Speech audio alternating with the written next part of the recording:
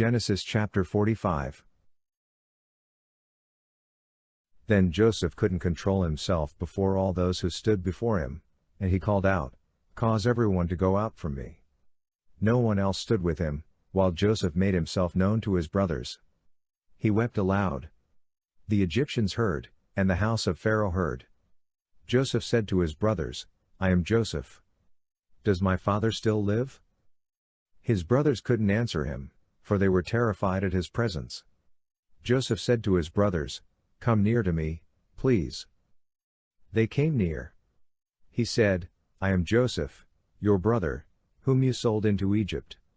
Now don't be grieved, nor angry with yourselves, that you sold me here, for God sent me before you to preserve life. For these 2 years the famine has been in the land, and there are yet 5 years, in which there will be no plowing and no harvest.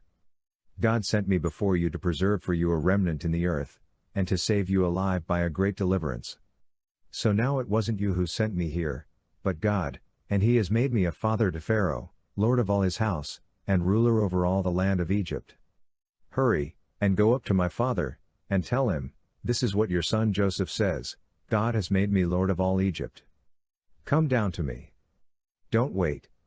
You shall dwell in the land of Goshen, and you will be near to me, you, your children, your children's children, your flocks, your herds, and all that you have. There I will provide for you, for there are yet 5 years of famine, lest you come to poverty, you, and your household, and all that you have. Behold, your eyes see, and the eyes of my brother Benjamin, that it is my mouth that speaks to you. You shall tell my father of all my glory in Egypt, and of all that you have seen. You shall hurry and bring my father down here." He fell on his brother Benjamin's neck and wept, and Benjamin wept on his neck. He kissed all his brothers, and wept on them. After that his brothers talked with him. The report of it was heard in Pharaoh's house, saying, "Joseph's brothers have come." It pleased Pharaoh well, and his servants. Pharaoh said to Joseph, "Tell your brothers, do this, load your animals, and go, travel to the land of Canaan. Take your father and your households, and come to me, and I will give you the good of the land of Egypt, and you will eat the fat of the land. Now you are commanded to do this. Take wagons out of the land of Egypt for your little ones, and for your wives, and bring your father, and come. Also, don't concern yourselves about your belongings, for the good of all the land of Egypt is yours." The sons of Israel did so. Joseph gave them wagons, according to the commandment of Pharaoh, and gave them provision for the way. He gave each one of them changes of clothing, but to Benjamin he gave 300 pieces of silver and 5 changes of clothing. He sent the following to his father, 10 donkeys loaded with the good things of Egypt, and 10 female donkeys loaded with grain and bread and provision for his father by the way. So he sent his brothers away, and they departed.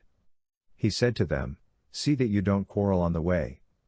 They went up out of Egypt, and came into the land of Canaan, to Jacob their father. They told him, saying, "Joseph is still alive, and he is ruler over all the land of Egypt." His heart fainted, for he didn't believe them. They told him all the words of Joseph, which he had said to them. When he saw the wagons which Joseph had sent to carry him, the spirit of Jacob, their father, revived. Israel said, "It is enough. Joseph my son is still alive. I will go and see him before I die."